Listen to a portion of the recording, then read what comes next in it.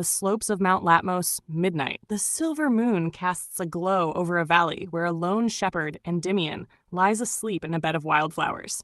Selene, draped in a gown woven from moonlight, gazes at him longingly from above.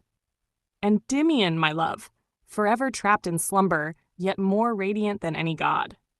She descends, brushing a hand over his sleeping face. His chest rises and falls, peaceful and unmoving. Footsteps echo from the sky. Mercury appears, his winged sandals barely touching the earth. Ah, the goddess of the moon sighing over a sleeping mortal. Tell me, does love taste sweeter when it is never woken?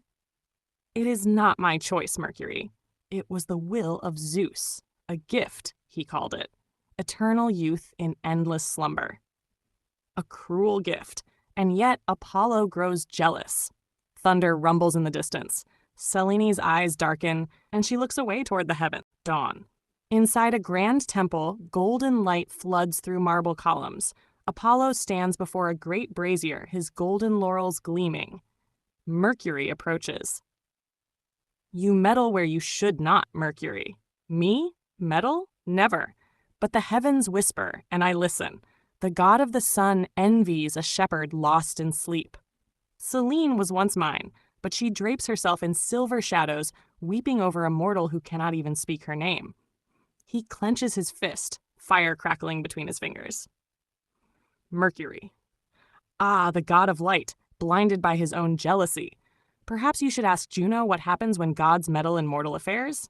Apollo narrows his eyes, but says nothing. Mount Latmos, twilight.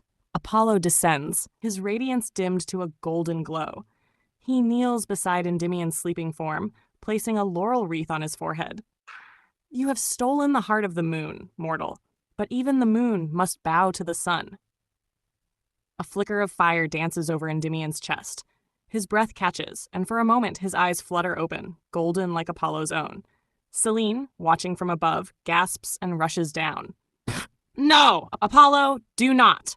Endymion's eyes glow, but his expression remains blank. He turns to Selene, but there is no recognition in his gaze. Apollo smirks, stepping back. Now he wakes, but he will never remember you? Selene touches Endymion's face, but he only blinks, confused, then looks toward the setting sun. The silver laurel glows against his dark hair. His eternal youth remains, but his heart is empty. Apollo vanishes in a burst of light. Selene clutches Endymion, silent tears falling as he gazes at the horizon, unaware of the love that once bound them.